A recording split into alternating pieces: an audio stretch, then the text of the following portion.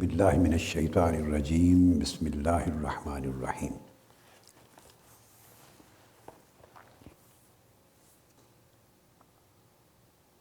ہنالک دعا زکریا ربہ قال رب هب لی من لدنک ذریۃ طیبہ انک سمیع الدعاء فنادته الملائکہ وهو قائم يصلي في المحراب ان اللہ یبشرک بیحییٰ۔ وقال اللہ تبارک و تعالی اذ قالت الملائکہ یا مریم ان اللہ اصطفاک وطہرک واصطفاک علی نساء العالمین یا مریم اقنتی لربک واسجدی وارکعی مع الراکعین۔ صدق اللہ مولانا العظیم۔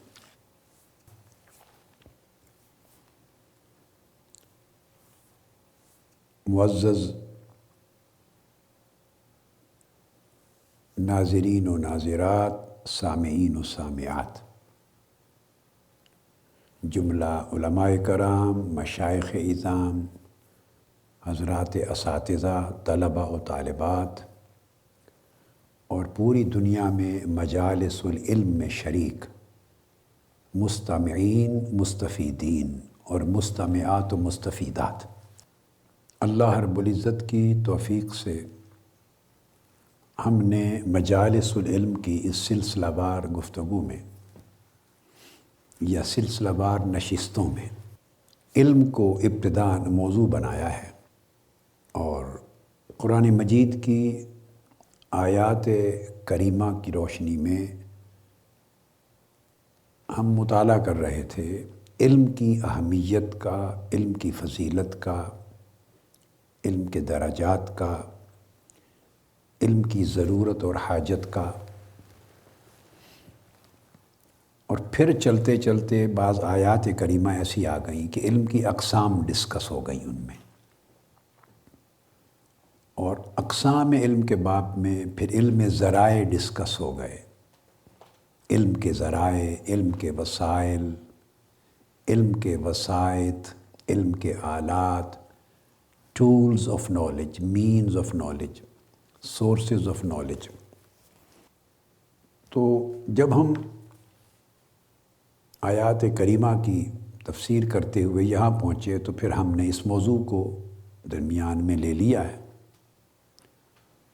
اور علم الحواس کی بحثیں ہو چکی ہیں، علم العقل کی بحثیں ہو چکی ہیں، وجدانیات کی بحثیں ہو چکی ہیں، فطریات پر گفتگو ہو چکی ہے، حدسیات پر گفتگو ہو چکی ہے، تجربیات پر گفتگو ہو چکی ہے۔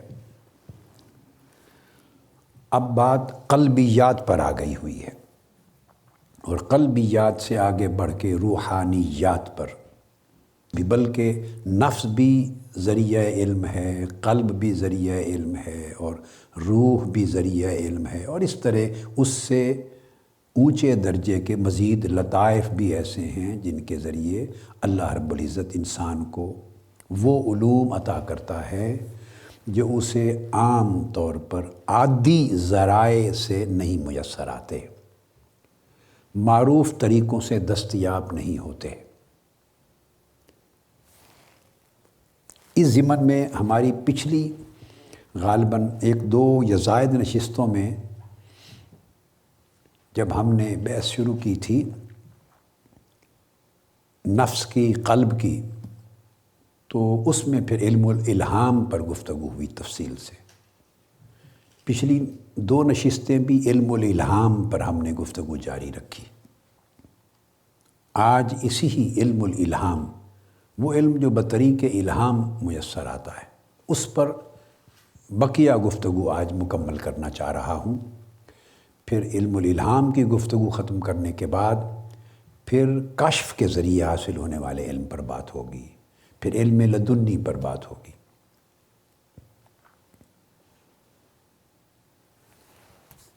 آپ کو یاد ہوگا میں نے ایک بات کہی تھی کہ الہام کا مورد نفس ہے،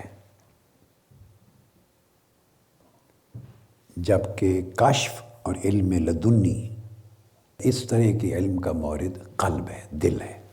اس کے لیے استدلال کیا تھا اور استنباط کیا تھا قرآن مجید کی اس آیت کریمہ سے، جس میں اللہ رب العزت نے فرمایا اعوذ باللہ من الشیطان الرجیم وَنَفْسٍ وَمَا سَوَّاهَا فَأَلْهَمَهَا فُجُورَهَا وَتَقْوَاهَا۔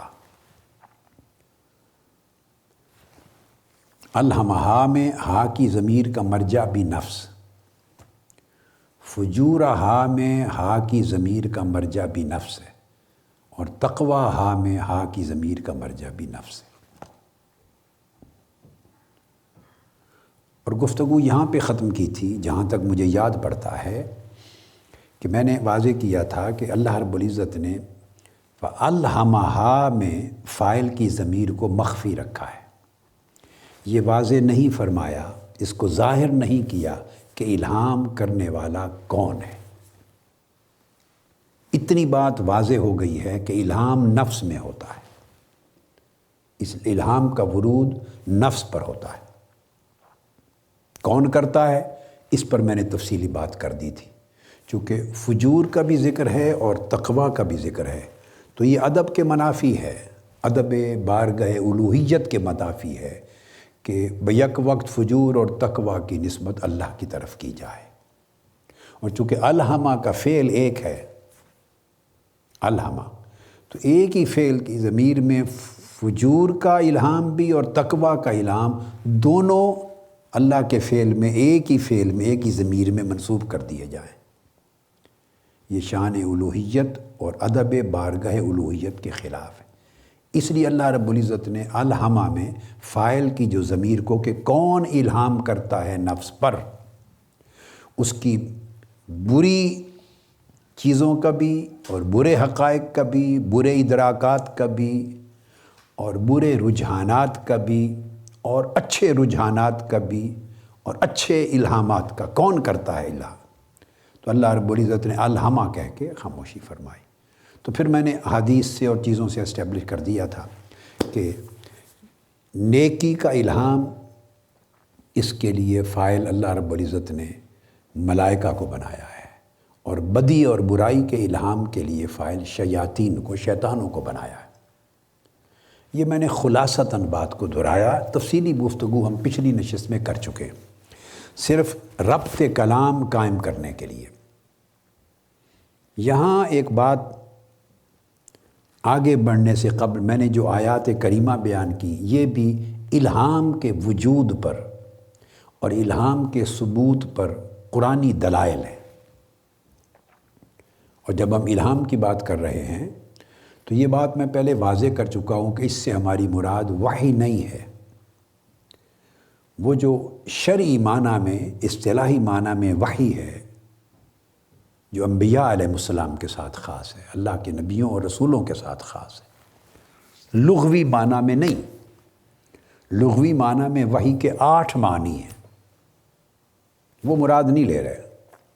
شرعاً جس کو وحی کہتے ہیں، جو اللہ پاک اپنے فرشتے کے ذریعے، جبرائیل امین کے ذریعے انبیاء پہ نازل فرماتا ہے،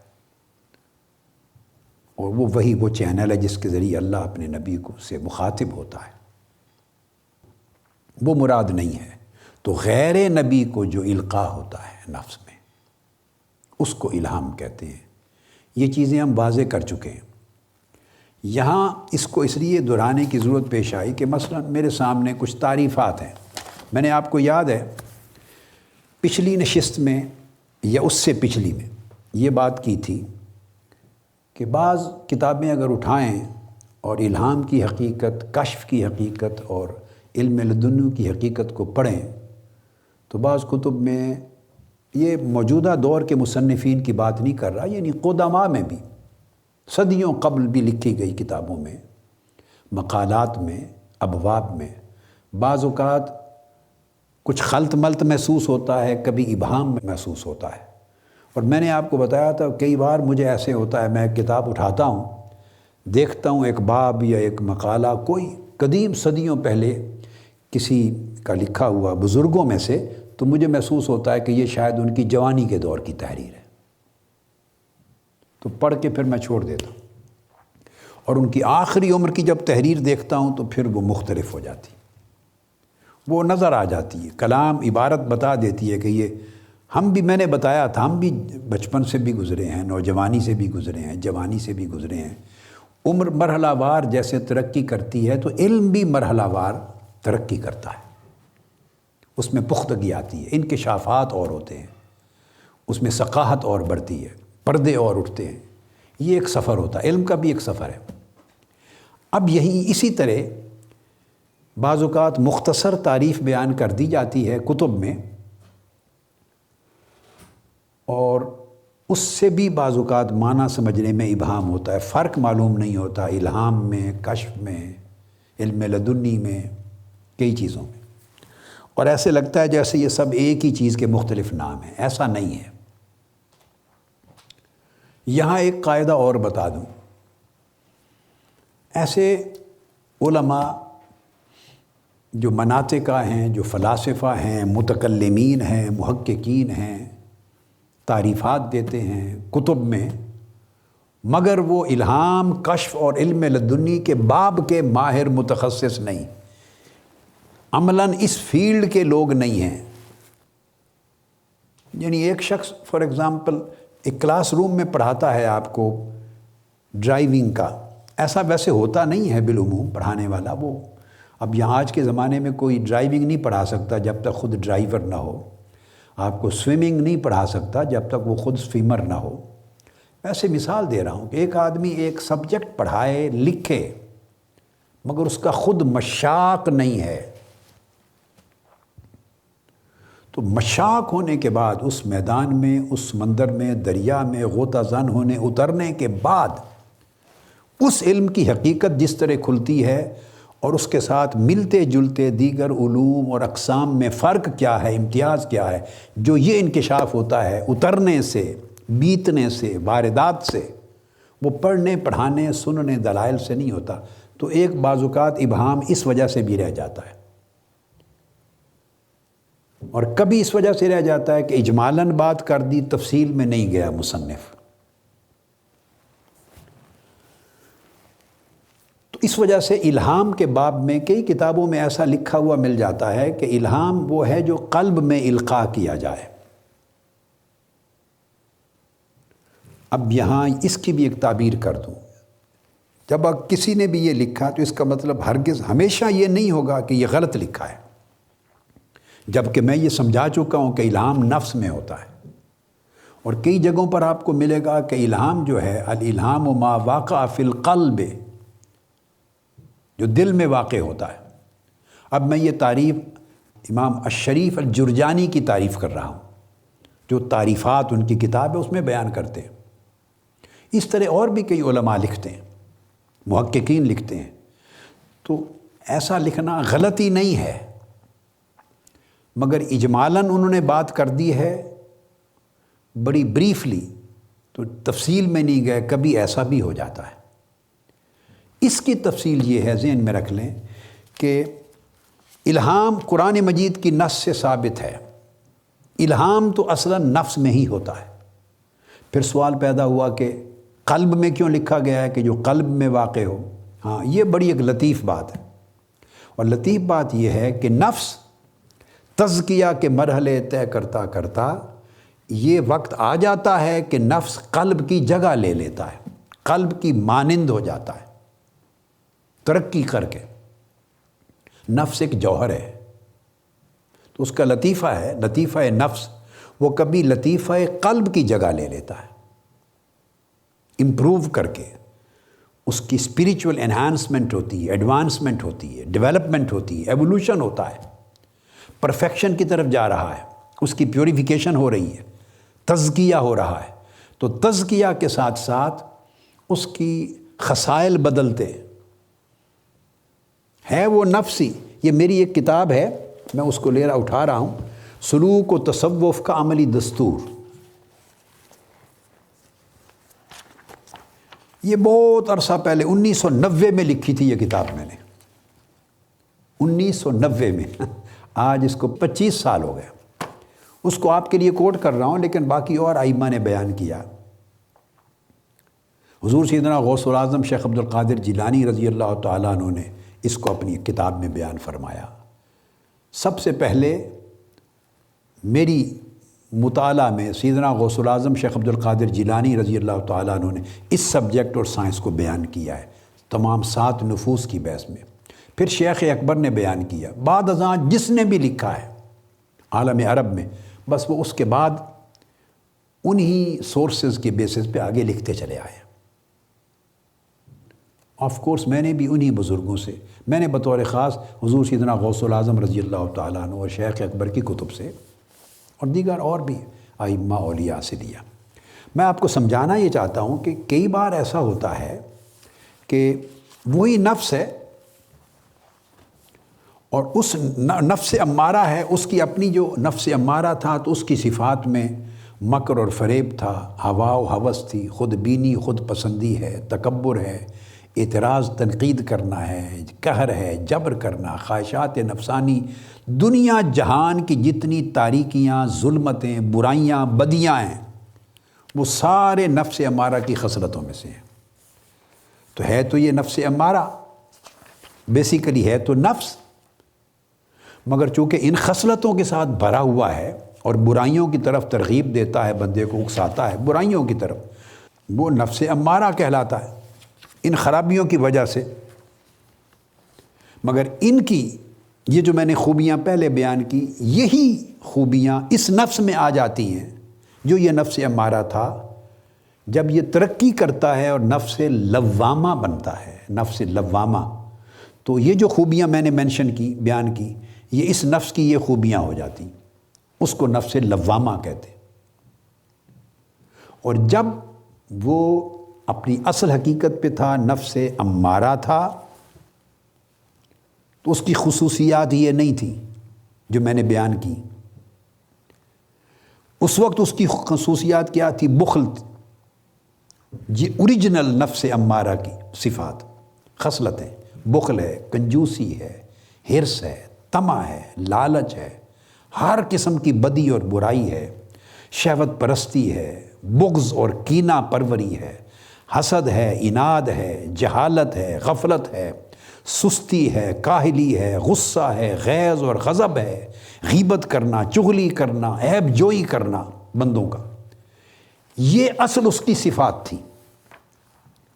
اب یاد کریں جو میں نے پہلے آپ کو بتائیں اور لکھائیں، اب یہ نفس، یہ ساری اس کی صفتیں تھیں اور اس کی حالت تھی نفس امارہ۔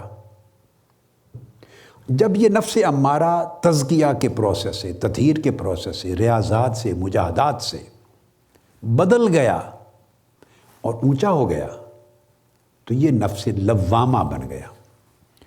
امارہ کو قرآن مجید بیان کرتا ہے، اعوذ باللہ من الشیطان الرجیم، ان النفس لامارۃ بالسوء۔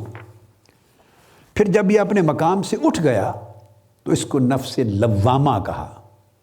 اب وہ جو میں نے صفات بیان کی، آپ کی یاد دہانی کے لیے دوبارہ کہہ دیتا ہوں۔ اب صفتیں بدل گئیں نفس لوامہ بننے کے بعد، اور اس میں کیا آ گیا؟ نفس لوامہ کی پہلی بات تو یہ کہ بدی برائی اگر انسان کر بیٹھے تو وہ نفس اس پر ملامت کرتا ہے، لعنت کرتا ہے، نفرت کرتا ہے، اس کے اندر ملامت ہوتی ہے اپنے اندر کہ میں نے برائی کی ہے۔ یہ ملامت، یہ احساس نفس امارہ کے زمانے میں جب اس کا اصل درجہ تھا نہیں ہوتا تھا۔ اب دیکھیں اس کے اندر ایک چینج آ گئی، تو صفات بھی بدل گئیں، اس میں حلال کی رغبت آ جاتی ہے نفس لوامہ میں۔ نفس امارہ میں حلال کے لیے کوئی رغبت نہیں تھی، مر گئی ہوئی تھی رغبت۔ اب حلال کی طرف رغبت آتی ہے، فرق کرنے لگتا ہے، یہ حرام ہے نہ کھاؤں نہ کروں، یہ حلال ہے یہ کھاؤں یہ کروں، ادھر بڑھوں۔ لوگوں کو نفع دینے، نفع بخشی، دوسروں کو فائدہ پہنچانے، دوسروں کا بوجھ اٹھانے، یہ چیزیں اس کے اندر آ جاتی۔ لغویات سے گریز کرتا ہے، اچھے اخلاق اس کے اندر، پسندیدہ اخلاق آ جاتے ہیں۔ تو جہاں یہ اچھے حمیدہ اخلاق آ جاتے ہیں اس کے اندر نفس لوامہ میں، وہاں اس نفس امارہ کا کچھ اثر برے مذموم اخلاق اور رذائل کی صورت میں رہ جاتا ہے۔ اور وہ جب بچتا ہے وہ اثر، وہ میں نے بیان کیا، وہ مکر و فریب کی شکل میں رہ جاتا ہے نفس لوامہ میں۔ تھوڑی ہوا و ہوس رہ جاتی ہے، خود بینی خود پسندی رہ جاتی ہے، کچھ تکبر رہ جاتا ہے، اعتراض رہ جاتا ہے، قہر و جبر اور خواہشات نفسانی یہ ہوائیں رہ جاتی ہیں۔ اب یہ چیزیں آپ نے دیکھا کہ ہلکی ہو گئی ہیں، نفس امارہ میں بڑی وزنی تھی، ٹھوس تھی، غلیظ تھی، ہلاکت انگیز تھی، بہت سیاہ تھی۔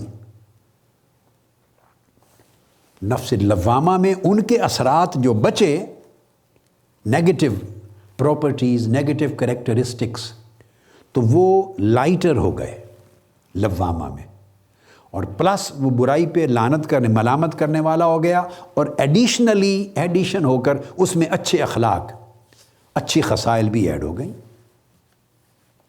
اب یہ جو نفس لوامہ ہے، یہ دیکھو نفس بدل رہا ہے۔ میں نقطہ وہاں پر لانا چاہتا ہوں کہ الہام نفس میں کیسے ہوتا ہے۔ شیطان الہام کرتا ہے، وہ تو نفس امارہ میں کرتا ہے۔ شیطان الہام کرتا ہے، شیطان وہ لوامہ تک بھی اس کی دسترس ہوتی ہے۔ لوامہ دو حدوں کے درمیان میں ہوتا ہے۔ نفس امارہ جب تھا پہلا تو نفس بہیمی ہے، جانوروں کی طرح کا نفس ہے، نفس بہیمی، اور اس سے اوپر اگر ایک سطح اور جائے گا تو وہ نفس ملکوتی بنتا ہے، وہ نفس ملہمہ کہلائے گا، ملکوتی۔ لوامہ نہ بہیمی رہ جاتا ہے نہ ملکوتی بنتا ہے، یہ درمیان میں آ جاتا ہے۔ کچھ اثر بہیمیت کا، جانوروں جیسا خصلتوں کا جو نفس امارہ کی تھی، کچھ اثر اس کا باقی رہ گیا اس میں، اور کچھ اثر اور پرتو اوپر کا نفس ملہمہ اس کا آ رہا ہے اس پر۔ تو یہ سمجھے مغرب کا وقت ہے اس کا، عصر اور مغرب کا وقت ہے، عصر کا آخری وقت اور مغرب کا شروع کا وقت۔ یہ اس کے مطلع پر روشنی کا اور اندھیرے کا عالم ہے۔ امارہ تھا تو بالکل آدھی رات تھی، تاریک رات تھی، جس میں چاند بھی نہیں، ستارے بھی دکھائی نہیں دے رہے، چاند بھی نہیں، یہ امارہ تھا۔ اور جب ملہمہ ہوگا تو دن کی طرح ہو جائے گا۔ یہ درمیان کا جیسے مغرب کا وقت ہے، چیزیں دکھائی بھی دیتی ہیں اور بہت روشن دن بھی نہیں ہے اور بہت تاریک رات بھی نہیں ہے، تو یہ ان بٹوین ہے، ملکوتی اور بہیمی، ان دو قوتوں کے درمیان اس کی قوت، صلاحیت اور اس کی صفات ہو جاتی۔ یعنی فرشتوں جیسا پاکیزہ بھی نہیں ہوتا نفس مکمل اور نورانی، یہ بھی نہیں ہوتا، اور جانوروں کی طرح گھٹیا رغبتیں بھی ساری کی ساری نہیں ہوتی۔ یہ نفس کیا کرتا ہے؟ دونوں میں ایک ہم آہنگی سی پیدا کر لیتا ہے، دونوں کو کا ایک مکسچر ہو جاتا ہے۔ تو اب آپ دیکھیں، جو اس کا مکسچر ہوتا ہے تو اس کا رنگ بھی بدل جاتا ہے۔ نفس امارہ کا رنگ نیلا ہوتا ہے، امارہ کا، اور جب نفس لوامہ ہوتا ہے تو اس کا رنگ زرد ہوتا ہے۔ اب اس بحث میں نہیں پڑھوں گا، بس آپ نوٹ کر لیں، یہ ایک الگ سبجیکٹ ہے، کسی وقت اس پر تفصیلی بات آئی تو کروں گا، پھر سمجھا دوں گا، کیونکہ نفس ایک جوہر ہے، سمجھ لیں، ایک جوہر ہے۔ نفس اٹ سیلف جسم کی طرح ایک مادی وجود نہیں ہے، وجود میں روح کی طرح ہے، روحانی وجود ہے اس کا، سمجھ لیں، جسم کی طرح نہیں ہے، میٹیریل نہیں ہے اسپیریچول، ہے جوہر۔ جیسے جنات ہیں، ان کی آگ سے بنے ہوئے ہیں، ملائکہ نور سے بنے ہوئے ہیں، وہ بھی نظر نہیں آتے، وہ بھی نظر نہیں آتے، تو ان کا الگ رنگ ہے، ان کا الگ رنگ ہے، ان کا الگ ڈھنگ ہے، ان کا الگ ڈھنگ ہے۔ تو نفس بیس ذہن میں رکھ لیں، نفس جسم کو نہیں کہتے، جسم ایک الگ چیز ہے۔ پھر جسم اور جسد میں بھی فرق ہے، ہر جسم جسد نہیں ہوتا، مگر ہر جسد جسم ہوتا ہے۔ اب یہ الگ، اس میں جانا نہیں چاہتا، بس ایسے بعض چیزیں تھوڑی تھوڑی اشارے دے دیتا ہوں۔ آپ انسانی چونکہ بات ہو رہی ہے انسانی زندگی کی، تو جسد کو لے لے، جسد تو جسم ہوتا ہی ہے۔ تو نفس جسم اور جسد نہیں ہے، نفس روح کی طرح ایک جوہر ہے، اس کی ایگزسٹنس ایک اسپریچول چیز ہے، جیسے عقل، جیسے قلب، یہ اسی طرح نفس۔ قلب کا بھی کوئی جسمانی وجود نہیں ہے، یہ میں آپ کو پہلی نشستوں میں سمجھا چکا ہوں۔ جس کا جسمانی وجود ہے ہارٹ، ہماری مراد وہ قلب نہیں ہے، ہماری مراد قلب القلب ہے، اس دل کا دل، اور وہ قلب اس دل کی جگہ ہے، محل ہے۔ عقل اور شے ہے، دماغ اور شے ہے۔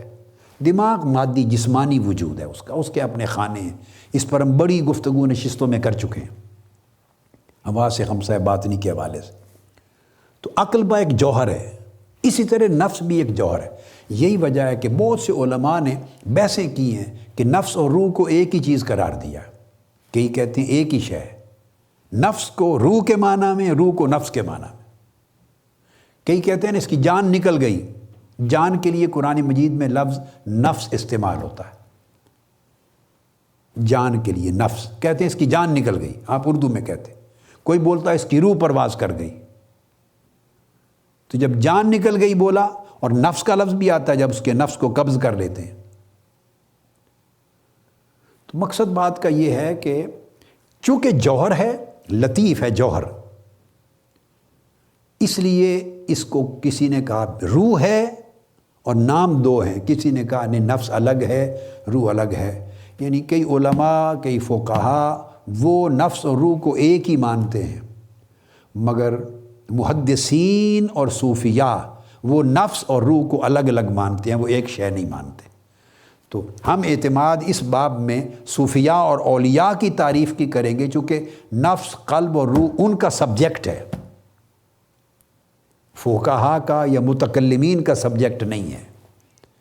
لہٰذا یہ بات بھی ایک بڑا دقیق نقطہ ذہن میں رکھ لیں کہ جب کیمسٹری کی بات ہو تو جس طرح جو کیمسٹری کا اسپیشلسٹ ہے اس کی بات زیادہ معتبر ہوگی بنسبت اس کے جو فزکس میں اور بیالوجی میں ماہر ہے۔ لیکن جب بیالوجی کی بات آ جائے گی تو وہ اسی کے اسپیشلسٹ کو بات کو مانیں گے بنسبت اس کے کہ جو بوٹنی کا، جیوگرافی کا ماہر، ہر سبجیکٹ جیوگرافی کی بات ہوگی تو اس کو ماہر مانیں گے بنسبت میتھمیٹیشین کے۔ تو ہر فن کا ماہر اور متخصص جب اپنے فن میں بات کرے گا تو اس کا وزن زیادہ ہوگا، وہ زیادہ قابل قبول، قابل اعتماد ہوگی۔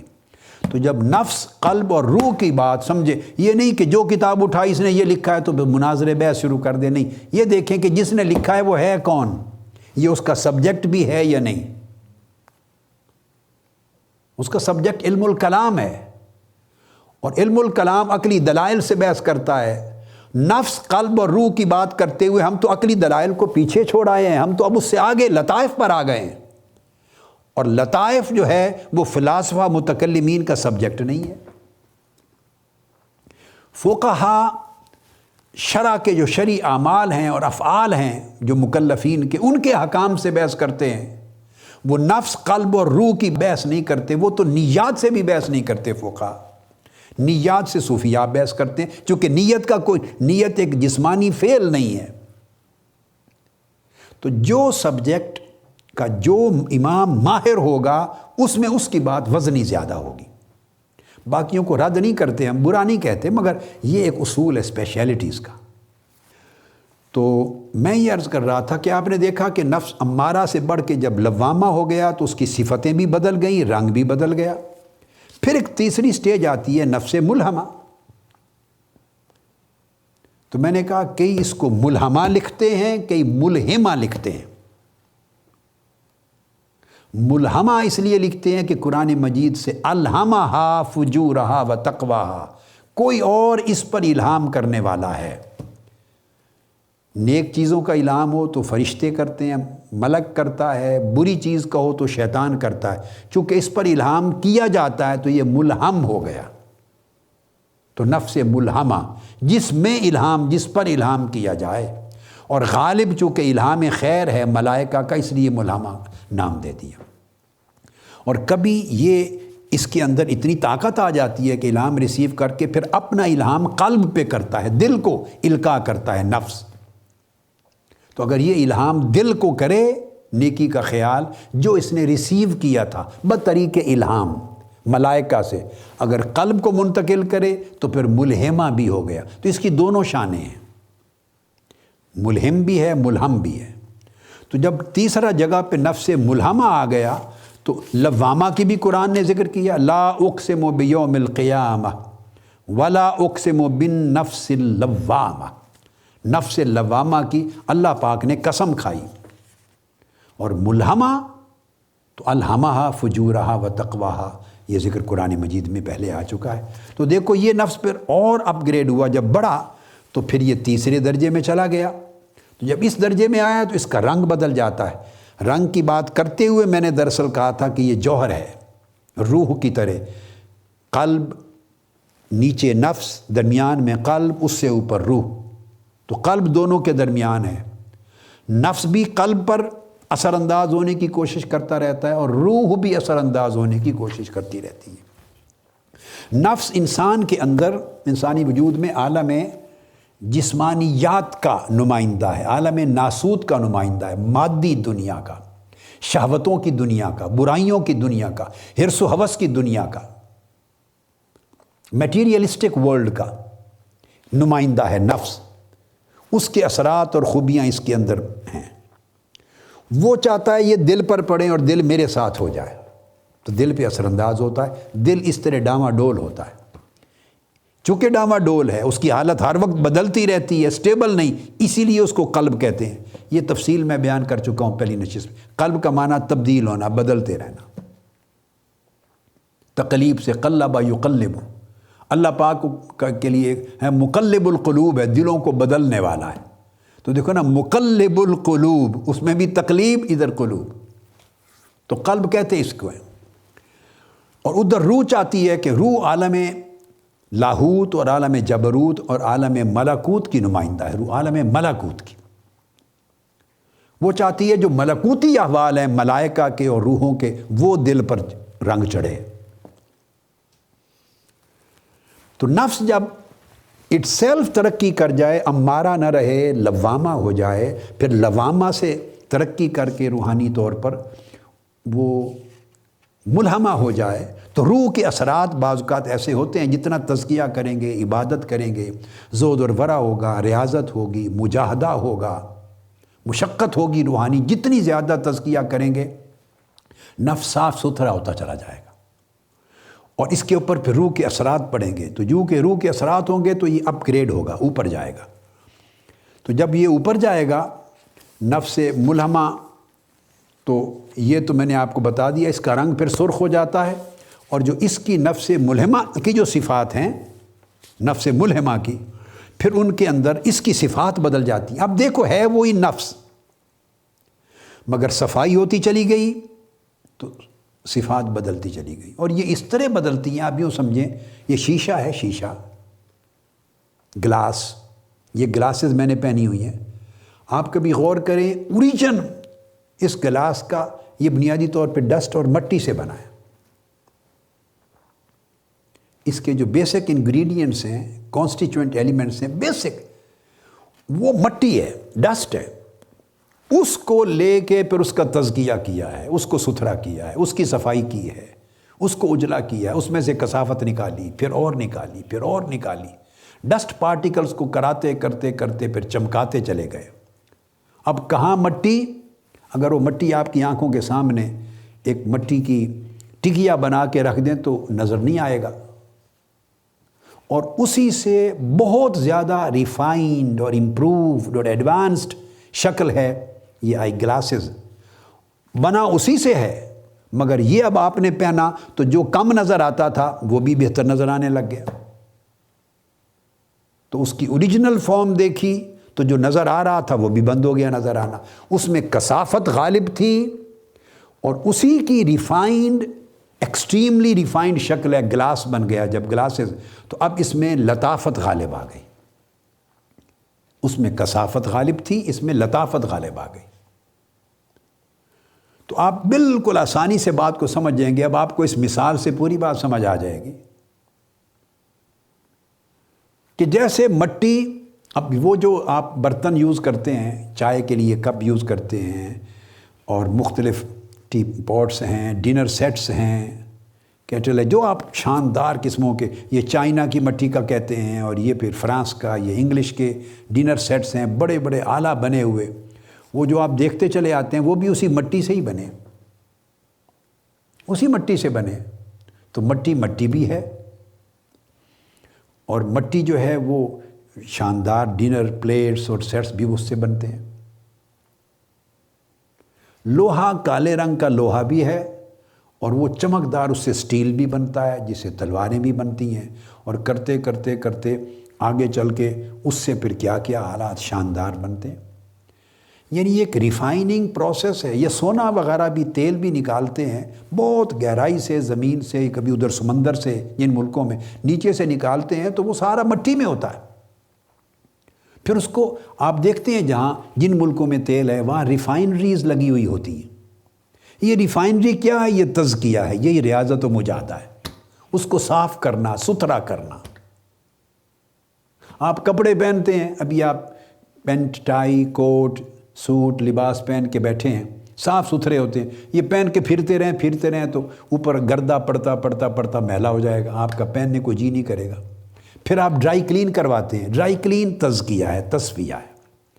ڈرائی کلین کرواتے ہیں تو وہی قمیض آپ کا سوٹ پھر چمکدار ہو جاتا ہے، چمکنے لگ جاتا ہے. آپ اپنے چہرے کو دیکھیں، نہیں دھوتے نہ دھوئیں، مہینہ چلتے رہیں اور دیکھیں کیا حالت ہو جائے گی آپ کے چہرے کی، آپ کے جسم کی. پھر آپ نہاتے ہیں، دھوتے ہیں، صابن لگاتے ہیں، خدا جانے کیا کیا کرتے ہیں، شیمپو کرتے ہیں، پھر اس کے بعد کیا کیا لگاتے ہیں. میں تو یوزر نہیں ہوں ان چیزوں کا. میں تو پرانے وقت سے، بچپن سے آج تک صابن ہی یوز کرتا ہوں، صرف سوپ. میں شیمپوز وغیرہ بھی یوز نہیں کرتا. پر میری طبیعت ہے، جو عادت بچپن میں تھی وہ آج تک قائم ہے. تو مجھے اس لیے ان چیزوں کے بہت نام نہیں آتے، مگر میں دیکھتا ہوں جب سفر کرتا ہوں لوگوں کے گھروں میں واش روم بھرے ہوئے ہوتے ہیں ایسی چیزوں کے ساتھ. تو جب آپ اس طرح کرتے ہیں تو آپ کے چہرے بھی چمکنے لگ جاتے ہیں، آپ کے بال بھی چمکتے ہیں. بالوں کے لیے بھی آپ کیا کیا چیزیں یوز ہو رہی ہیں. تو یہ چیزیں آپ نے زندگی میں دیکھی ہیں یا آپ یوز کر رہے ہیں. تو اگر گندگی چڑھتی چلی جائے، گردہ چڑھتا چلا جائے تہ در تہ، تو وہ چیز گندی ہو جاتی ہے، خواہ کپڑا ہو، خواہ بدن ہو، خواہ چہرہ ہو، خواہ سر ہو، خواہ کوئی اور چیز ہو. یہی گلاسز کی بات ہو رہی تھی. گردہ چڑھ جائے، دھبے اور سٹینز پڑ جاتے ہیں، نظر نہیں آتا، پھر آپ اس کو صاف کرتے ہیں. بھئی یہ جو میں نے کئی مثالیں دی، اور خاص طور پہ اصل مثال سمجھ لیں، مٹی سے لے کے شیشے کا بننا، گلاسز کا بننا، یہ نفس امارہ سے لے کے نفس مطمئنہ راضیہ مردیہ کاملہ تک جانا، یہ سارا وہی پروسیس ہے. مٹی تھی تو نفس امارہ تھا، اور جب مٹی اٹھائی تو کیچڑ بنایا، پانی ڈالا، کیچڑ بنایا، پھر وہاں سے شروع کیا، کلے بنی، اور وہ کلے بناتے بناتے برتن بنے، اور پھر ڈائننگ ٹیبل پہ جب ڈنر سیٹ بن کے چمکا ہے تو اس کی چمک ہی کیا اور ہے. اور آپ اس پہ، مٹی تھی جب، وہی اوریجنل مٹی، تو آپ اس کے اوپر پیسہ بھی خرچ کرنے کو تیار نہیں. اب اس پہ ہزارہا لاکھوں روپے دے کے آپ خرید کے لا رہے ہیں گھر میں. اس مٹی کی حالت میں، ایک مٹی کا ایک ذرہ بھی آپ اپنے سالن میں ڈالنے کو تیار نہیں تھے. اب اسی مٹی کی بنی ہوئی پوری پلیٹ اور ڈونگا، اس میں سارا سالن ڈال کے کھا رہے ہیں. کیا بنا؟ یعنی اس کی اصلیت تو وہی ہے، مگر یہ تزکیہ کا عمل ہے، تصفیہ کا عمل ہے، اس کی پیوریفیکیشن ہے. کرتے کرتے کرتے اس مقام پر وہ چیز جا پہنچی کہ وہ سمجھتا ماہیت ہی بدل گئی. یہی فرق عام انسانوں کا اور اللہ کے نبیوں کا، ولیوں کا اور نبیوں کا ہوتا ہے. بشر کا، نبی کا، ولی کا. پتھروں میں بھی یہی چیز ہے. مثلا یہ انگوٹھی ہے، میں نے پہنی ہوئی ہے، یہ عقیق. عام پتھر سڑکوں پہ پڑے ہوئے ہیں جو ڈالتے ہیں، جن سے سڑکیں بناتے ہیں، وہ بھی پتھر ہیں. زمرد عقیق بھی پتھر ہے، مرجان بھی پتھر ہے، زمرد بھی پتھر ہے، اور کیا کیا بولتے ہیں، یاقوت بھی پتھر ہے. آپ دیکھتے چلے جائیں، حتیٰ کہ آگے بڑھیں، ہیرا، پرل، وہ بھی پتھر ہے. ڈائمنڈ بھی پتھر ہے. ہیرا جو ہزارہا ڈالر کا لوگ لیتے ہیں اور وہ چھوٹا سا ڈالتے ہیں سب پتھر. تو پتھروں کی قسمیں بھی الگ ہیں. اسی طرح ہیں سب نفس. کوئی سڑک بنانے کے لیے یا گلی کی سڑک بنانے کے لیے یوز ہونے والا پتھر ہے، نفس امارہ ہے. اور کوئی ہیرا، ڈائمنڈ ہے، وہ نفس مطمئنہ، نفس راضیہ مردیہ کاملہ ہے. وہی بھی نفس، وہ بھی نفس، وہ بھی پتھر، یہ بھی پتھر. اسی طرح تقدس میں فرق آ جاتا ہے. سڑکوں پہ لگے ہوئے پتھر، پہاڑ پہ، وہ بھی پتھر ہیں، اور جس سے پھر آپ حرم کعبہ بنا دیتے ہیں، حرم نبوی بنتا ہے، وہ بھی پتھر ہے. مگر وہ نسبت کے ساتھ اس کا درجہ بدل جاتا ہے. ہم بات کر رہے ہیں نیچر کے ساتھ، نیچر کی. تو ریفائن کرتے کرتے کرتے چیزوں کی حالت، ماہیت، کیفیت بدل جاتی ہے. یوں لگتا ہے کہ اصلیت ہی بدل گئی، اور بندے کو گمان بھی نہیں گزرتا کہ یہ کس چیز سے بنی ہوئی شے ہے. اتنی تبدیلی آ چکی ہوتی ہے. تو نفس امارہ سے لے کے نفس مطمئنہ تک، اور مطمئنہ کے آگے کے احوال راضیہ، مردیہ، کاملہ تک اتنی تبدیلی اور انقلاب آ چکا ہوتا ہے کہ کوئی گمان بھی نہیں کر سکتا کہ یہ وہی نفس ہے جو کل امارہ تھا. یہ قدرت کے ہر نظام میں یہ چیز رائج ہے. تو نفس ملہمہ جو ہے اس کے اندر پھر میں نے آپ کو بتایا کہ اس کے اندر تواضع، قناعت آ جاتی ہے، اس کی خوبیاں بدل جاتی ہیں، علم آ جاتا ہے، تواضع انکساری آ جاتی ہے، سخاوت آ جاتی ہے، توبہ آ جاتا ہے، صبر اور تحمل آ جاتا ہے، برداشت آ جاتی ہے، اخلاص آ جاتا ہے. یہ صفات محمودہ اور اخلاق حسنہ اور خصائل حمیدہ یہ غالب آ جاتے ہیں نفس ملہمہ پر. تو جب اس مقام پر پہنچتا ہے نفس تو اس کے اوپر ملائکہ الہام کرنے لگتے ہیں. ملائکہ یہ وہ جگہ ہے. امارہ تھا تو شیطان الہام کرتے تھے، تو الہمہا فجورہا تھا. امارہ میں شیطان الہام کرتے تھے، شیاطین الجن والانس، شیاطین الہام کرتے تھے، گمراہ کرتے تھے. اب لوامہ سے گزر کر، لوامہ میں اس کو آنکھ کھل گئی، بیدار ہونے لگ گیا، اس کو فرق اب سمجھ آنے لگ گئی، طبیعت برائی سے اکتانے لگ گئی، ملامت کرنے لگا. جب ملہمہ میں گیا تو اتنا پاکیزہ ہو گیا نفس ملہمہ کہ اب ملائکہ الہام کرنے لگے، ملائکہ الہام کرنے لگے. تو اب دیکھو نفس کا محل بدل گیا، اتنا ستھرا ہو گیا، صاف ہو گیا. بس جب بھی جتنی چیز سمجھیں، مٹی سے لے کے گلاسز تک، شیشے تک، یہ سارا ان مرحلوں کی مثال کو سامنے رکھیں، ہر چیز کلیئر رہے گی. یہاں آ گیا. اب جب نفس ملہمہ سے آگے بڑھا، اس سے بھی اوپر بڑھا، تو چوتھے درجے پہ نفس مطمئنہ ہو گیا. تو ملہمہ کا رنگ سرخ ہو گیا تھا، یہ اب سرخ رنگ میں نظر آتا ہے عارف کو، جس کو کشف ہو، جس کو نظر آئے تو یہ سرخ رنگ ہے. تو مطمئنہ ہو گیا. تو یا ایتھا النفس المطمئنہ اللہ پاک نے خطاب کر دیا.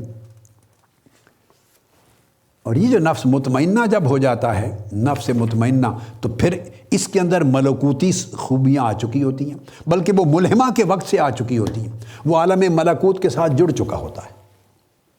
اس لیے ملائکہ اس میں الہام کرتے ہیں کہ اس کے نفس ملہمہ کی حالت اس طرح کی ہوتی ہے جیسے سماوی کائنات، اوپر کی آسمانی دنیا کی جہاں ملائکہ رہتے ہیں. وہ اپنی شفافیت میں، اجلے پن میں، ستھرے پن میں، نورانیت میں، نیک خصلتوں میں، اس نفس ملہمہ کی فضا، انوائرمنٹ، ایٹماسفیئر، اس کی فضا اسی طرح ہو جاتی ہے جیسے عالم ملکوت کی فضا ہے. تو ملائکہ مانوس ہوتے ہیں، وہ سمجھتے ہیں جیسے ہمارا اپنا وطن ہے. ان کو کامنیلٹی نظر آتی ہے، ایک جیسا نظر آتا ہے اس کو ماحول. وہ پھر الہام کرتے ہیں، ایزیلی اترتے ہیں، اپنی بات القاء کرتے ہیں. جیسے ایک دوسرے کے ہاں ملائکہ آسمانوں میں بات کرتے ہیں تو وہ مومن کے نفس ملہمہ میں بھی القاء کرتے ہیں، الہام کرتے ہیں. کیونکہ اب اس میں مماثلت اور مناسبت بڑی تامہ پیدا ہو گئی. جب اس سے بڑھتا ہے تو نفس مطمئنہ، یہاں سے ولایت شروع ہو جاتی ہے، ولایت صغریٰ. اور نفس مطمئنہ جب اس مقام پر انسان آتا ہے تو ملکوتی قوتوں کا اس کے اوپر اور جبروتی قوت انوار کا بڑا زور ہو جاتا ہے، بہت زور ہو جاتا ہے.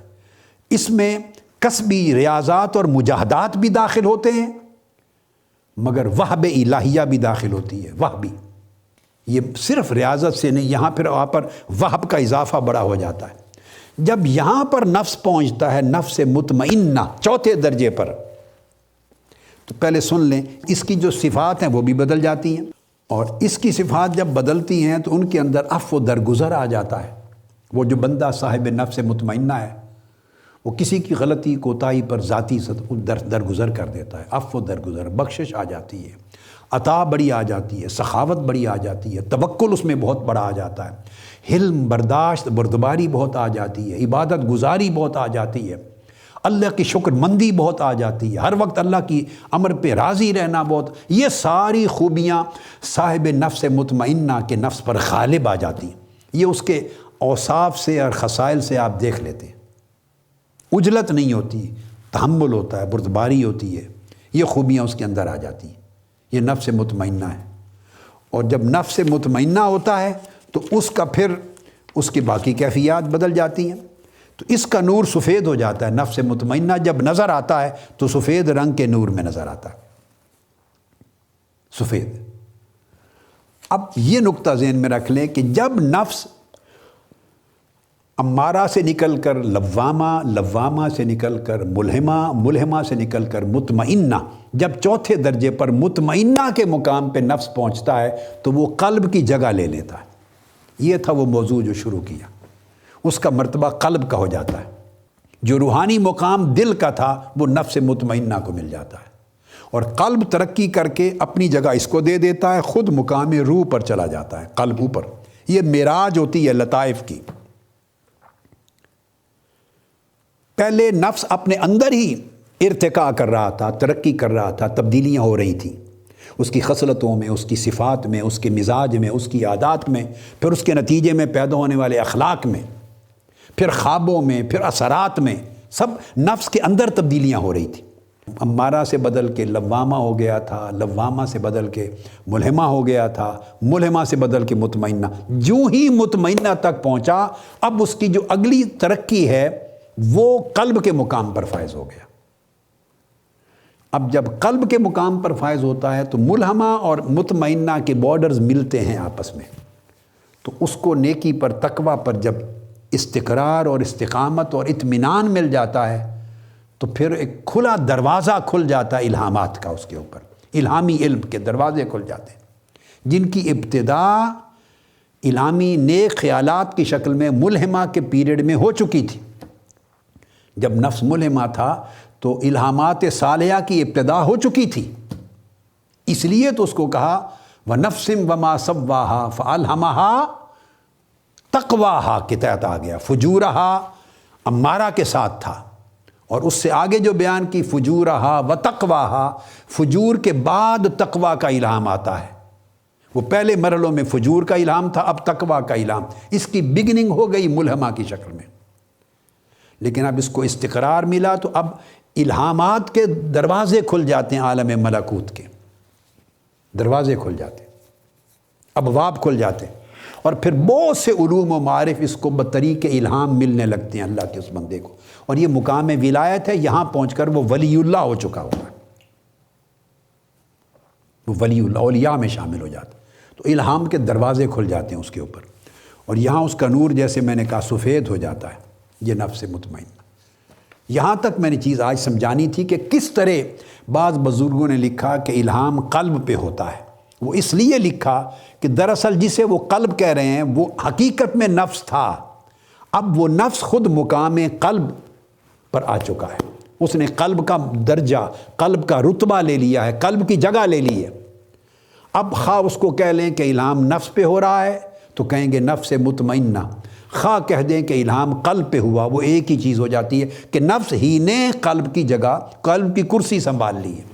اب وہ قلب کی کرسی پر بیٹھا ہے، قلب کے تخت پر بیٹھا ہے اور وہ نفس مطمئنہ ہو گیا ہے، جس کو قرآن مجید کہتا ہے الا بذکر اللہ تطمئن القلوب. اللہ کے ذکر سے دلوں کو اطمینان ہوتا ہے. وہ اطمینان دراصل نفس مطمئنہ کا اطمینان ہے.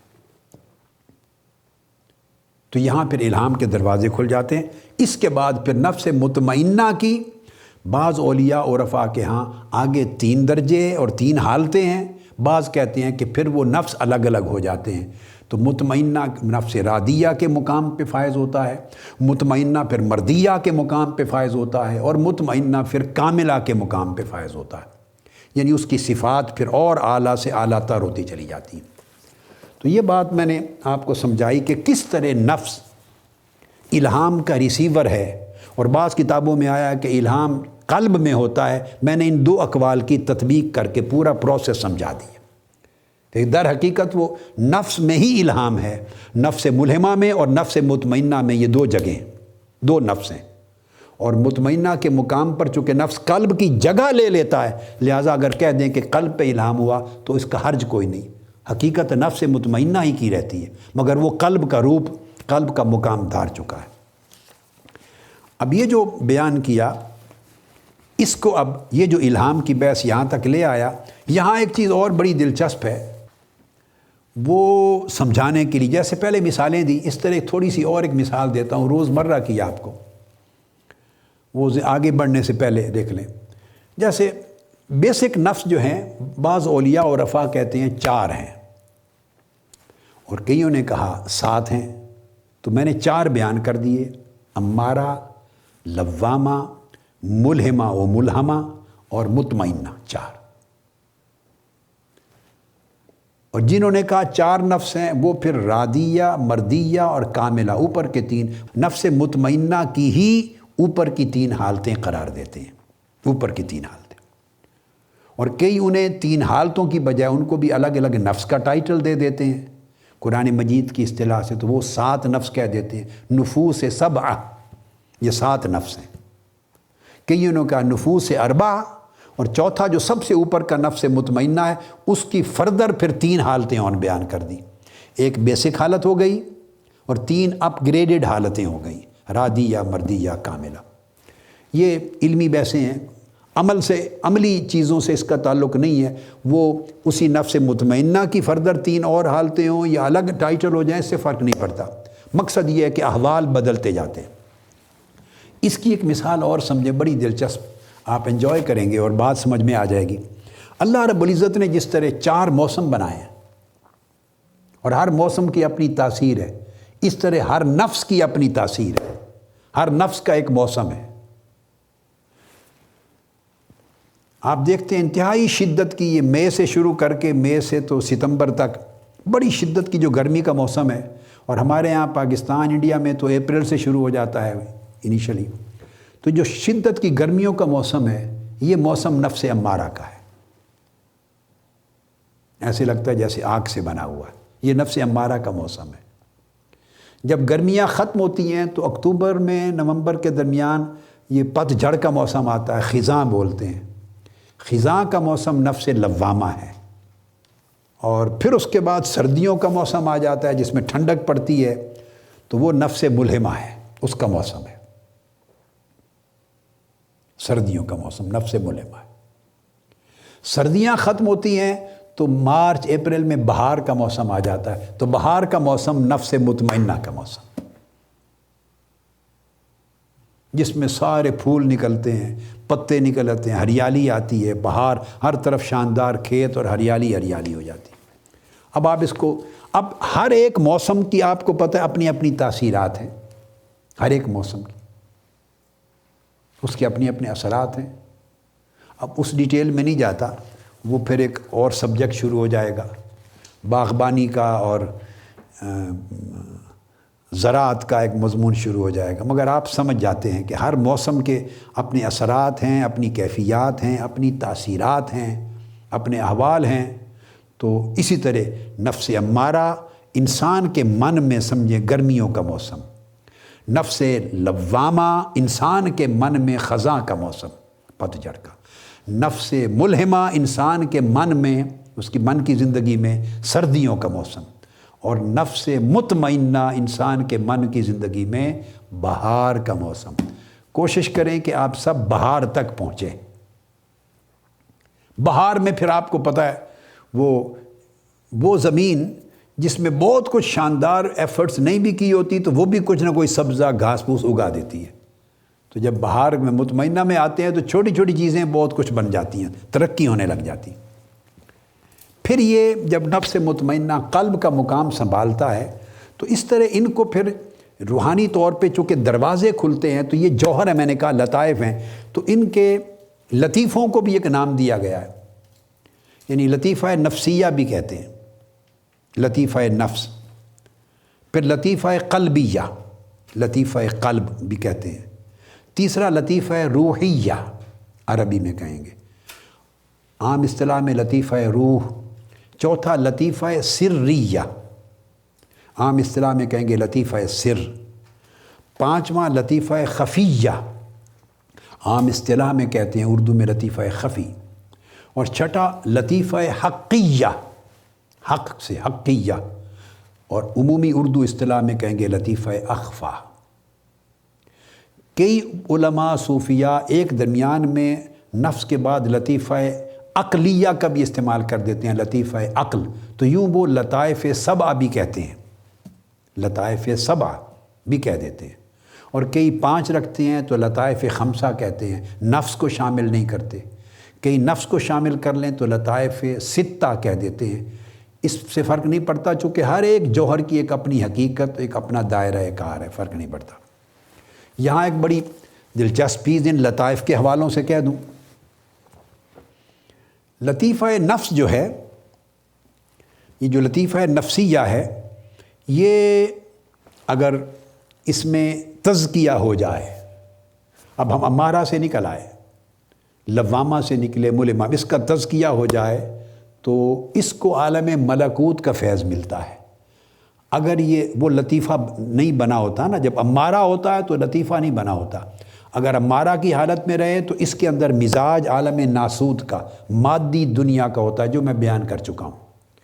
جب اس کی تزکیہ ہو جائے، صفائی ہو جائے، اجلا پن ہو جائے، غلاظت کثافت سے پاک ہوتا چلا جائے اور لطیفہ نفسیہ بن جائے ترقی کر کے، تو اس کو عالم ملکوت کا، آسمانی دنیا کا، جہاں فرشتے رہتے ہیں، اس کا فیض ملنے لگ جاتا ہے، لطیفہ نفسیہ کو۔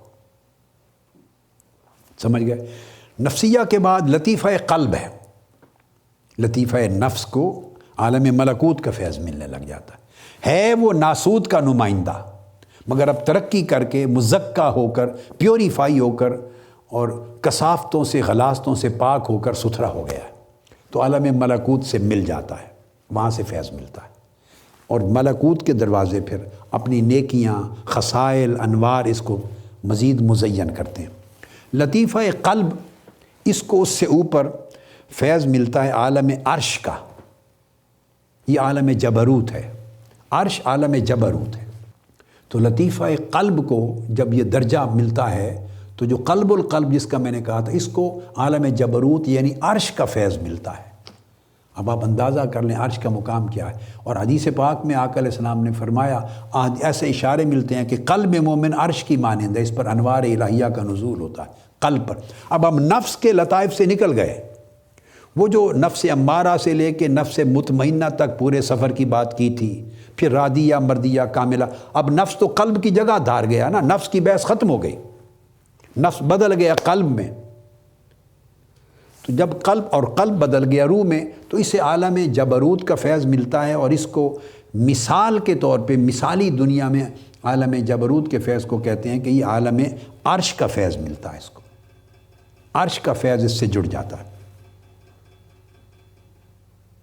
پھر اس کے بعد تیسرا لطیفہ روح ہے، اللطیفہ الروحیہ، لطیفہ روح۔ لطیفہ روح اگر حاصل ہو جائے، ترقی کر کے بندے پر وہ دروازہ کھل جائے، تو عرش کے فیض کے ساتھ تو وہ لطیفہ قلب جڑ گیا تھا، دل، اب لطیفہ روح جب کھلتا ہے، آغاز ہوتا ہے، تو اس کو کرسی کا فیض ملتا ہے، واسع کرسیہ السماوات والارض، وہ جو کرسی الہی ہے استعارہ میں، تو اس کو صوفیاء کے ہاں عالم مثالی زبان میں، اولیاء، صوفیاء، عرفاء کی مثالی زبان میں یہ کرسی کا فیض ملتا ہے اس کو، اور یہ عالم لاہوت ہے، جو کرسی کا فیض ملتا ہے یہ عالم لاہوت ہے۔ اس کے بعد پھر لطیفہ سر ہے، تو لطیفہ سر جب کھلتا ہے بندے پر، تو اس کو پھر عرش کا مل گیا، کرسی کا مل گیا، اب اس کو وہ لوح کے فیض کے ساتھ متعلق ہو جاتا ہے، جوڑ دیا جاتا ہے، لطیفہ سر، فیض لوح کے ساتھ، لوح و قلم کا نام سنتے ہیں نا، تو لوح کے ساتھ اس کا، اور لوح مرتبہ علم ہے سارا، اس کے ساتھ اس کے فیض اس کو ملتا ہے، اس کو جوڑ دیا جاتا ہے، اور اسے لوح کے فیض کو حاصل کرنے کے قابل بنا دیتے ہیں۔ جب لطیفہ نفس ملا تھا تو ملکوت کا فیض حاصل کرنے کی استعداد اس کے اندر پیدا ہو جاتی ہے، ایبیلٹی، ملکوت کا فیض ریسیو کرنے کی ایبیلٹی آ جاتی ہے اس کے اندر، اور اگر وہ لطیفہ نہ ہو نفس کا اور نچلے درجے پر اماریت اور کثافت کے درجے پہ رہے تو ملکوت کا فیض ریسیو نہیں کر سکتا، اس کے اندر استعداد نہیں ہے، صلاحیت نہیں ہے، کیپیبلٹی نہیں ہے۔ اور جب لطیفہ قلب ہو جائے تو پھر عالم عرش کا فیض وصول کر سکتا ہے، اس کی مناسبت حالی، اس کے حال کی مناسبت، اس کی صفات کی مناسبت، اس کی خصلتوں کی مناسبت، چونکہ عرش اور عالم جبروت کے ساتھ مل جاتی ہے تو اس کا فیض لینے کے قابل ہوتا ہے۔ اور جب اور ترقی کرتا ہے اور لطیفہ روح کھلتا ہے تو وہ عالم لاہوت کا فیض لینے کے قابل ہوتا ہے، یعنی فیض کرسی ریسیو کرنے کی کیپیبلٹی پیدا ہو جاتی ہے۔ پھر جب لطیفہ سر کھلتا ہے تو پھر لوح کا فیض ریسیو کرنے کی ایبلٹی پیدا ہو جاتی ہے۔ پھر لطیفہ خفی جب کھلتا ہے اس کے اوپر تو یہ قلم کا فیض، لوح اور قلم علم الہی کا مرتبہ ہے، تو اس کا فیض لینے کی صلاحیت پیدا ہو جاتی ہے اس کے اندر، قلم کا فیض لینے کی۔ اور لطیفہ حقیہ، اس کو دوسری زبان میں لطیفہ اخفا بھی کہتے ہیں، جو جدید زبان ہے صوفیاء کے ہاں، جب وہ کھل جاتا ہے تو وہ علم الہی ریسیو کرنے اور تجلیات الہیہ ریسیو کرنے، ذات حق کی تجلیات، صفات حق کی تجلیات، اللہ کے اسماء کی تجلیات، اللہ کے افعال کی ساری تجلیات الہیہ حاصل کرنے، ان کا فیض لینے کے قابل ہو جاتا ہے، اور اس کی طبیعت میں مکمل اعتدال ہو جاتا ہے، اعتدال آ جاتا ہے، کوئی ایک دوسرے پر غالب نہیں رہتی۔ پہلے لطائف میں کسی ایک کا غلبہ کوئی مغلوب، کسی ایک کا غلبہ کوئی مغلوب، یہاں کامل اعتدال آ جاتا ہے۔ اور یہ ہر ایک کے اوپر اس کے اپنے احوال اور اعمال کے مطابق اس کے مراتب کھلتے ہیں، جیسے جیسے اس کے احوال ہیں، اس کے جیسے قرآن مجید نے کہا الطیبات للطیبین، الخبیثات للخبیثات للخبیثین، الطیبات للطیبین والطیبون للطیبات، سورہ نور میں کہا۔ تو پاک لوگوں کے لیے پاک خصائل آ جاتے ہیں، پاک لوگوں کے لیے پاک انعامات ہوتے ہیں، جتنے طیب اور پاکیزہ ہوتے چلے جاتے ہیں اتنی طیبات، حالات، صفات، احوال، کیفیات پاک سے پاک تر ملتی چلی جاتی ہیں۔ اور پھر اس کیف میں، اس مقام میں بندہ جو بھی عمل کرتا ہے اس کا اثر اس کو آگے پہنچاتا ہے۔ فَمَن يَعْمَلْ مِثْقَالَ ذَرَّةٍ خَيْرًا يَرَهُ، ایک ذرہ برابر بھی کوئی نیکی کا عمل کرتا ہے تو اس کے اثر کو وہ دیکھ لیتا ہے۔ وَمَن يَعْمَلْ مِثْقَالَ ذَرَّةٍ شَرًّا يَرَهُ، اور اگر ایک ذرہ برابر بھی اگر برائی کا عمل کرتا ہے، برائی کا، تو وہ بھی دیکھ لیتا ہے۔ یعنی ہر عمل کا اثر اس کے اوپر اثر انداز ہوتا ہے، اور اس کو یا ترقی یا تنزلی، یا اوپر لے جاتا ہے یا نیچے لے جاتا ہے، کیفیت ہوتی چلی جاتی۔ مگر یہ شعائیں ہوتی ہیں اس کی، اللہ رب العزت کے نور کی اور تجلیات کی، اس کی شعائیں ہوتی ہیں۔ اللہ رب العزت کی تجلیات ہر ایک پر ہوتی ہیں، مگر ہر ایک کے حسب حال وہ تجلی فرماتا ہے۔ جہنم میں رہنے والے جہنمیوں پر بھی تجلی فرمائے گا، مگر وہ تجلی اس کی ہوا کی شان کی ہوگی، اس کے ہونے کی، اور ہوا کی شان میں دوری ہے، بعد، ہوا اس میں اشارہ بعید ہے، دور کے لیے کہتے ہیں ہوا، ذالک، وہ کے لیے کہتے ہیں ہوا، وہ، تو یعنی وہاں بہت دور رہو میری رحمت سے تم محروم، تو وہ بعدیت کی، ہوا کی تجلی فرمائے گا۔ قرآن مجید نے کہا هو اللہ الخالق البارئ المصور اللہ، ہوا کی تجلی فرمائے گا۔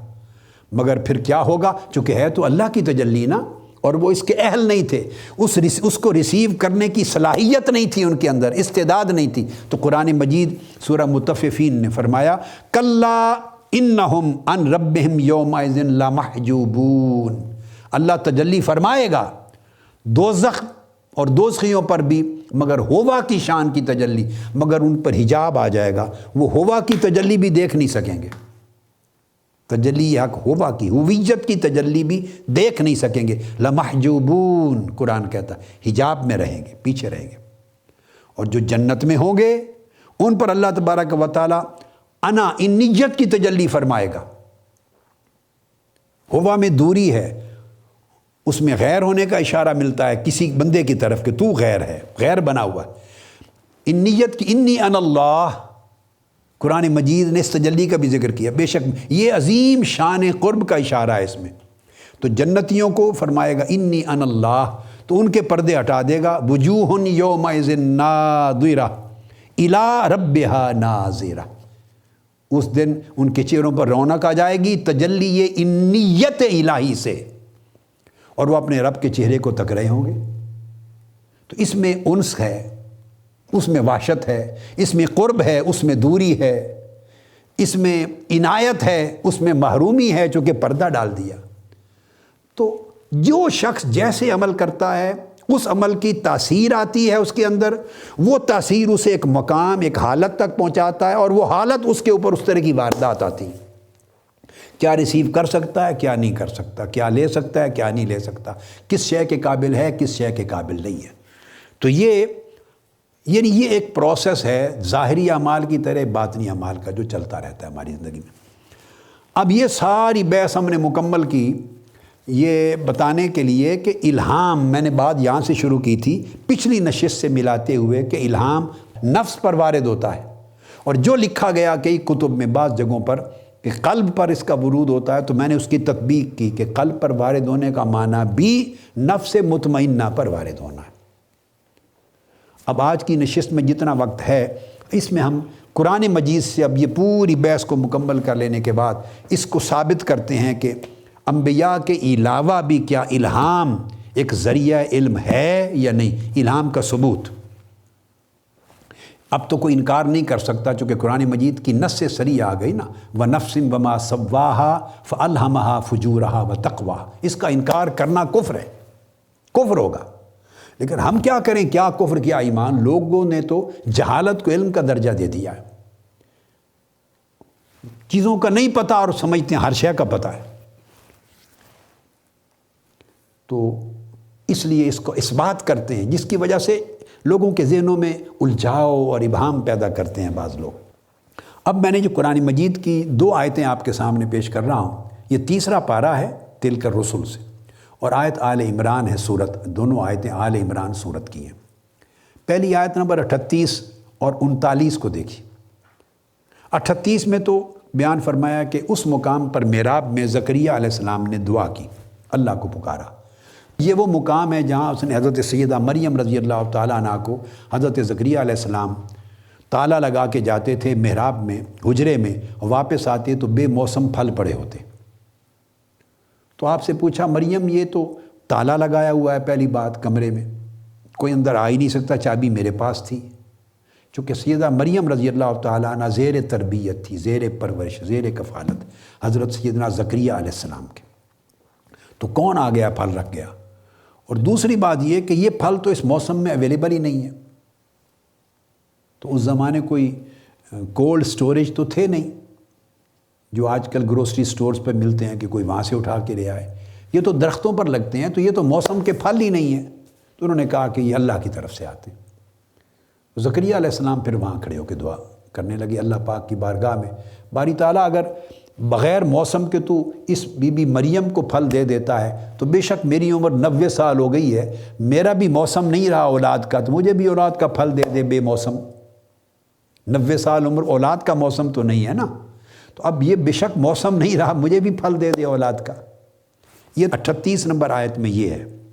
ہماری بحث اس آیت سے نہیں، اگلی آیت سے ہے. 2 آیتوں کو کمپیئر کرنا ہے. وہ آپ دعا کر رہے تھے سیدہ مریم رضی اللہ تعالیٰ عنہ کی عبادت گاہ میں، تو یہاں سے یہ پتہ چلا کہ اولیاء اور صالحین اور اللہ کے مقرب بندوں کی عبادت گاہ جہاں وہ رہیں، عبادت کریں، قیام کریں، اس جگہ جا کر دعائیں کرنا یہ انبیاء کی سنت ہے. قرآن مجید نے واضح فرما دیا. ہنالک دعا زکریا ربہ، پھر اس جگہ کھڑے ہو کر زکریا نے اللہ سے دعا کی.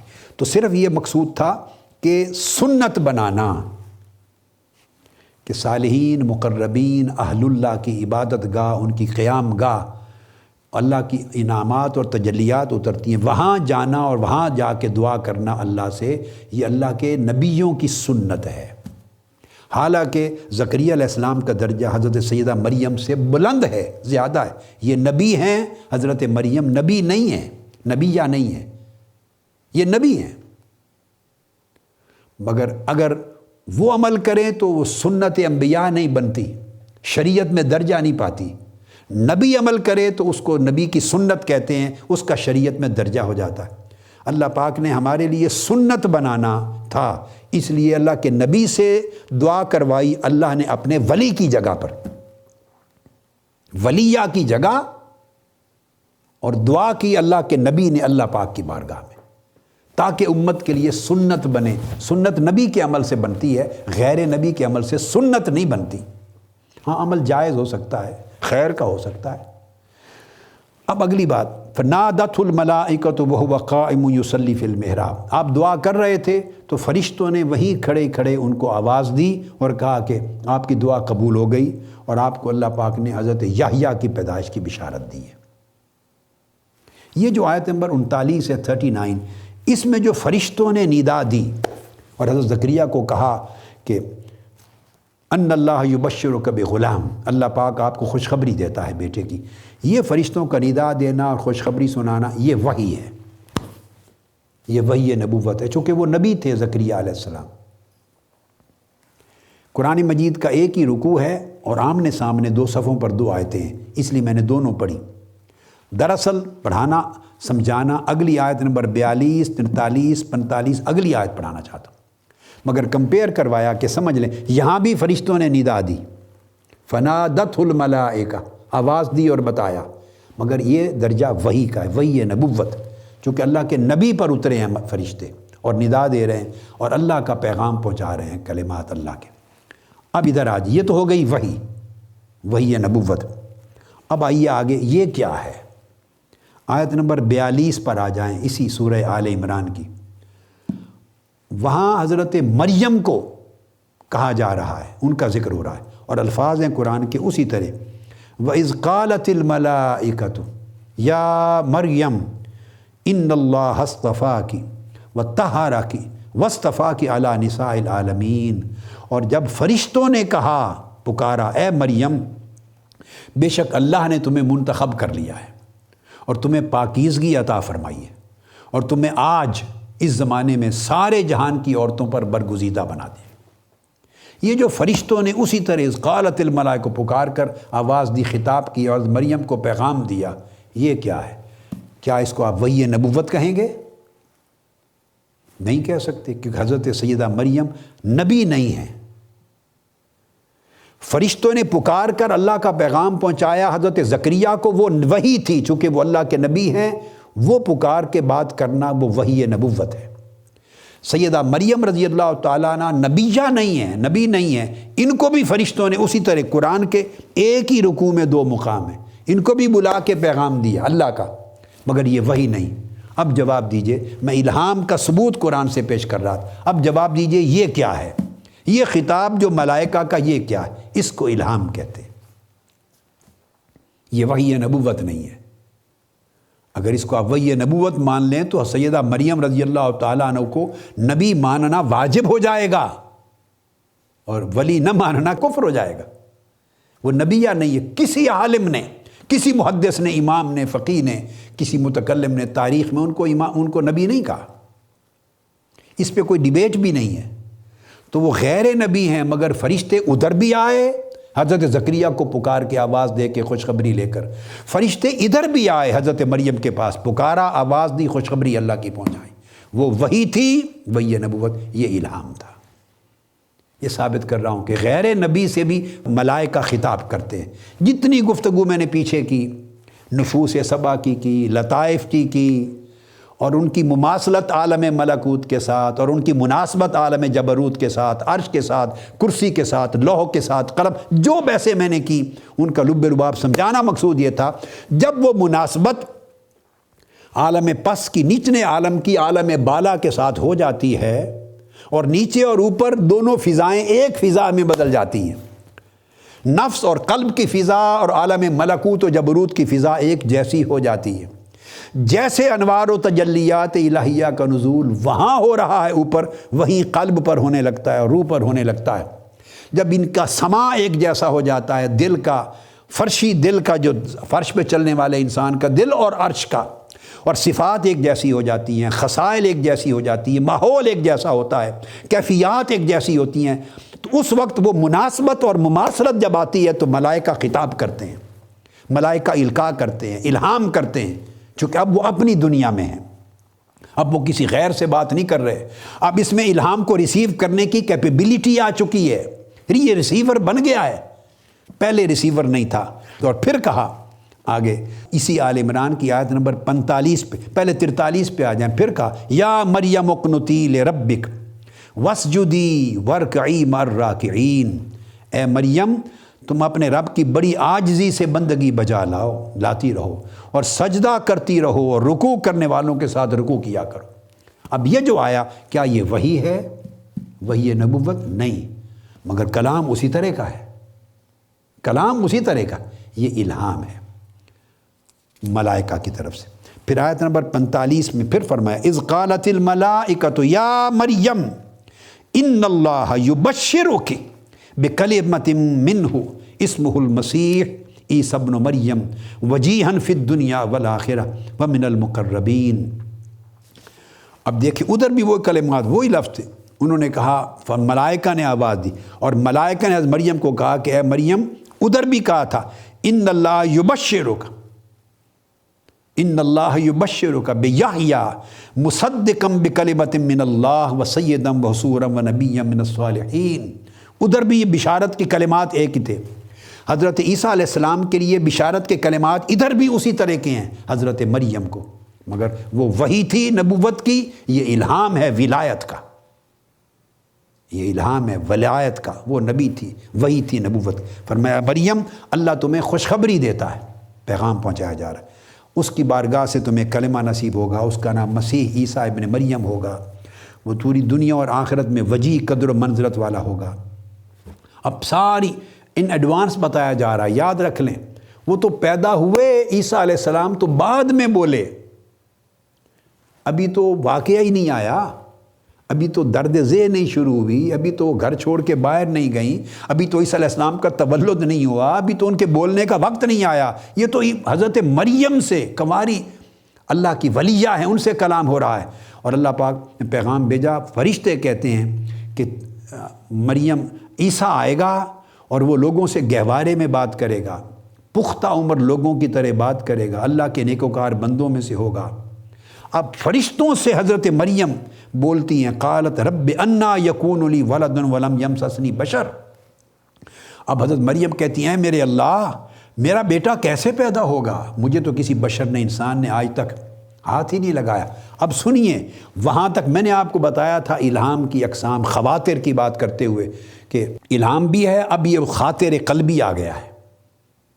ملائکہ نے ایک بات کی، اب اللہ رب العزت سے بات ہو رہی ہے، اللہ رب العزت، اور وہ قلب کے اوپر جس کو میں نے کہا تھا خاطر ربانی اور خاطر ملکی ہوتا ہے، تو اب وہ بولتی ہیں باری تعالیٰ میرے ہاں بیٹا کیسے پیدا ہوگا، میں نے تو وہ شرائط ازدواج کی زندگی میں داخل ہی نہیں ہوئی زندگی میں تو اللہ پاک نے جواب دیا، قال کذالک اللہ یخلق ما یشاء، اللہ پاک نے فرمایا کہ ارشاد ہوا اسی طرح اللہ جو چاہتا ہے پیدا فرماتا ہے، اذا قضا امرا ان یکون انما یقول له کن فیکون، جب اللہ پاک کسی کام کے کرنے کا فیصلہ فرما لیتا ہے فانما یقول له کن فیکون، تو پھر وہ ارادہ فرما لیتا ہے تو اتنا فرماتا ہے ہو جا، وہ ہو جاتا۔ وَيُعَلِّمُهُمُ الْكِتَابَ وَالْحِكْمَةَ وَالتَّوْرَاةَ وَالْإِنْجِيلَ، اور اللہ تعالیٰ اس کو حضرت عیسیٰ کو کتاب اور حکمت اور تورات اور انجیل سب کچھ سکھائے گا۔ یہ سارا کلام جو اس مقام پر آیا ہے، سارا کلام یہ الہام ہے، یہ مخاطبہ ہے جو اللہ پاک نے کلام کیا حضرت مریم سے اور ملائکہ نے کلام کیا، یہ مخاطبہ اور الہام ہے۔ اسی طرح آ جائیے سورہ مریم، آگے 16واں پارہ، سورہ مریم کی آیت نمبر 25 اور 26 اور اس سے اوپر آیت نمبر 24، وہ لفظ ہے فناداہا من تحتہا اللہ تحزنی قد جعل ربک تحتک سریہ، پھر ان کے نیچے سے آواز آئی کہ اے مریم رنجیدہ نہ ہو، بے شک تمہارے رب نے تمہارے نیچے ایک چشمہ جاری کر دیا ہے۔ اور یہ الفاظ وَهُزِّي إِلَيْكِ بِجِذْعِ النَّخْلَةِ تُسَاقِطْ عَلَيْكِ رُطَبًا جَنِيًّا فَكُلِي وَاشْرَبِي وَقَرِّي عَيْنًا فَإِمَّا تَرَيِنَّ مِنَ الْبَشَرِ أَحَدًا فَقُولِي إِنِّي نَذَرْتُ لِلرَّحْمَنِ صَوْمًا فَلَنْ أُكَلِّمَ الْيَوْمَ إِنْسِيًّا، اور اے مریم کھجور کے تنے کو اپنی طرف ہلاؤ، تم پر تازہ پکی ہوئی کھجوریں گرا دے گا، اور کھجوریں کھاؤ، چشمے میں سے پیو، اور اپنے حسین و جمیل فرزند کو دیکھ کر آنکھیں ٹھنڈی کرو، اور پھر اگر کوئی انسان تمہیں ملے پوچھے تو اشارہ کر دینا اور کہنا میں نے اللہ کے لیے چپ کا روزہ رکھا ہے، میں کسی سے بات نہیں کروں گی، قطعاً بات نہیں کروں گی۔ یہ سارے کچھ جو کلمات آئے ہیں یہ اللہ رب العزت حضرت مریم سے فرما رہا ہے۔ یہ مخاطبہ حق ہے، یہ بذریعہ ملائکہ الہام قلبی ہے، یہ الہام قلبی ہے۔ اب آپ قلبی سمجھ گئے، نفس مطمئنہ قلب ہو جاتا ہے، تو یہ الہام قلبی ہے یا مخاطبہ ربی ہے، اللہ کا مخاطبہ ہے، یہ وحی نبوت نہیں ہے۔ تو قرآن مجید کی ایک ایک نص ان واقعات میں واضح کر رہی ہے کہ اللہ کے اولیاء کے اوپر علم کا ایک نیا راستہ کھلتا ہے، مخاطبات کا راستہ کھلتا ہے، الہامات کا راستہ کھلتا ہے۔ یہ سب بیان ہو گیا۔ اس سے اگر اس کو وہی تصور کر لیا تو پھر تو معاذ اللہ تسلیم کرنا پڑے گا ان کا نبی ہونا، اور انکار کرنے والے کافر ہو جائیں گے۔ نہیں، وہ ولیہ ہیں۔ جب ولیہ ہیں تو یہ مخاطبہ کیا ہے؟ یہ الہام ہے، یہ مخاطبہ الہی ہے۔ اور جب یہ آقا علیہ السلام سے پہلے کی امتوں میں ہے تو آقا علیہ السلام کی امت میں تو بطریق اولا ہے۔ پھر سورہ القصص کی آیت نمبر 7 پہ آئیے۔ حضرت موسیٰ علیہ السلام کی والدہ مائدہ کے باب میں یہی فرمایا، وَأَوْحَيْنَا إِلَىٰ أُمِّ مُوسَىٰ أَنْ أَرْضِعِيهِ فَإِذَا خِفْتِ عَلَيْهِ فَأَلْقِيهِ فِي الْيَمِّ وَلَا تَخَافِي وَلَا تَحْزَنِي إِنَّا رَادُّوهُ إِلَيْكَ وَجَاعِلُوهُ مِنَ الْمُرْسَلِينَ۔ اور ہم نے موسیٰ کی والدہ کے دل میں یہ بات ڈالی۔